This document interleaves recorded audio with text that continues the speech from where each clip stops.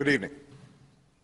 Tonight, I can report to the American people and to the world that the United States has conducted an operation that killed Osama bin Laden, the leader of al-Qaeda, and a terrorist who's responsible for the murder of thousands of innocent men, women, and children. It was nearly 10 years ago that a bright September day was darkened by the worst attack on the American people in our history. The images of 9/11 are seared into our national memory. Hijacked planes cutting through a cloudless September sky, the Twin Towers collapsing to the ground, black smoke billowing up from the Pentagon, the wreckage of Flight 93 in Shanksville, Pennsylvania, where the actions of heroic citizens saved even more heartbreak and destruction. And yet we know that the worst images are those that were unseen to the world. The empty seat at the dinner table, children who were forced to grow up without their mother or their father, parents who would never know the feeling of their child's embrace, nearly 3,000 citizens taken from us, leaving a gaping hole in our hearts.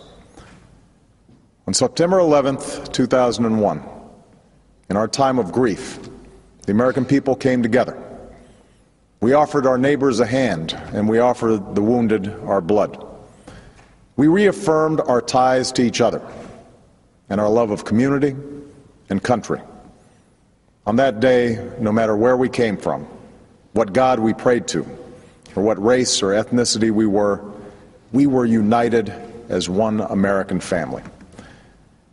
We were also united in our resolve to protect our nation and to bring those who committed this vicious attack to justice. We quickly learned that the 9/11 attacks were carried out by al-Qaeda, an organization headed by Osama bin Laden, which had openly declared war on the United States and was committed to killing innocents in our country and around the globe. And so we went to war against al-Qaeda to protect our citizens, our friends, and our allies. Over the last 10 years, thanks to the tireless and heroic work of our military and our counterterrorism professionals, we've made great strides in that effort.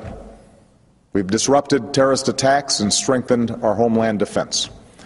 In Afghanistan, we removed the Taliban government, which had given bin Laden and al-Qaeda safe haven and support. And around the globe, we worked with our friends and allies to capture or kill scores of al-Qaeda terrorists, including several who were a part of the 9/11 plot. Yet Osama bin Laden avoided capture and escaped across the Afghan border into Pakistan. Meanwhile, al-Qaeda continued to operate from along that border and operate through its affiliates across the world. And so shortly after taking office, I directed Leon Panetta, the director of the CIA, to make the killing or capture of bin Laden the top priority of our war against al-Qaeda, even as we continued our broader efforts to disrupt, dismantle, and defeat his network. Then, last August, after years of painstaking work by our intelligence community, I was briefed on a possible lead to bin Laden. It was far from certain, and it took many months to run this thread to ground. I met repeatedly with my national security team as we developed more information about the possibility that we had located bin Laden hiding within a compound deep inside Pakistan. And finally, last week, I determined that we had enough intelligence to take action and authorized an operation to get Osama bin Laden and bring him to justice. Today, at my direction, the United States launched a targeted operation against that compound in Abbottabad, Pakistan. A small team of Americans carried out the operation with extraordinary courage and capability. No Americans were harmed. They took care to avoid civilian casualties. After a firefight, they killed Osama bin Laden and took custody of his body. For over 2 decades, bin Laden has been al-Qaeda's leader and symbol, and has continued to plot attacks against our country and our friends and allies. The death of bin Laden marks the most significant achievement to date in our nation's effort to defeat al-Qaeda. Yet his death does not mark the end of our effort. There's no doubt that al-Qaeda will continue to pursue attacks against us. We must and we will remain vigilant at home and abroad. As we do, we must also reaffirm that the United States is not and never will be at war with Islam. I've made clear, just as President Bush did shortly after 9/11, that our war is not against Islam. Bin Laden was not a Muslim leader. He was a mass murderer of Muslims. Indeed, al-Qaeda has slaughtered scores of Muslims in many countries, including our own. So his demise should be welcomed by all who believe in peace and human dignity. Over the years, I've repeatedly made clear that we would take action within Pakistan if we knew where bin Laden was. That is what we've done.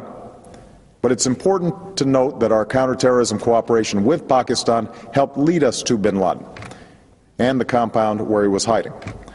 Indeed, bin Laden had declared war against Pakistan as well and ordered attacks against the Pakistani people. Tonight, I called President Zardari, and my team has also spoken with their Pakistani counterparts. They agree that this is a good and historic day for both of our nations. And going forward, it is essential that Pakistan continue to join us in the fight against al-Qaeda and its affiliates. The American people did not choose this fight.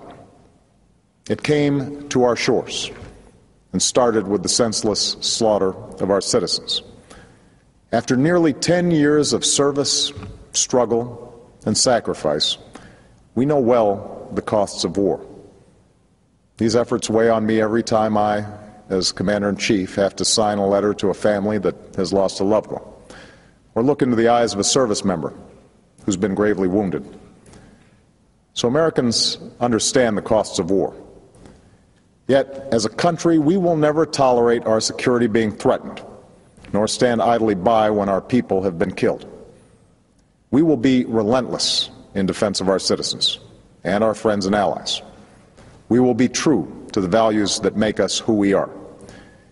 And on nights like this one, we can say to those families who have lost loved ones to al-Qaeda's terror, justice has been done. Tonight we give thanks to the countless intelligence and counterterrorism professionals who've worked tirelessly to achieve this outcome. The American people do not see their work nor know their names, but tonight they feel the satisfaction of their work and the result of their pursuit of justice. We give thanks for the men who carried out this operation, for they exemplify the professionalism, patriotism, and unparalleled courage of those who serve our country. And they are part of a generation that has borne the heaviest share of the burden since that September day. Finally, let me say to the families who lost loved ones on 9/11 that we have never forgotten your loss, nor wavered in our commitment to see that we do whatever it takes to prevent another attack on our shores. And tonight, let us think back to the sense of unity that prevailed on 9/11. I know that it has at times frayed, yet today's achievement is a testament to the greatness of our country and the determination of the American people. The cause of securing our country is not complete, but tonight we are once again reminded that America can do whatever we set our mind to. That is the story of our history. Whether it's the pursuit of prosperity for our people, or the struggle for equality for all our citizens, our commitment to stand up for our values abroad, and our sacrifices to make the world a safer place. Let us remember that we can do these things not just because of wealth or power, but because of who we are. One nation, under God, indivisible, with liberty and justice for all. Thank you. May God bless you. And may God bless the United States of America.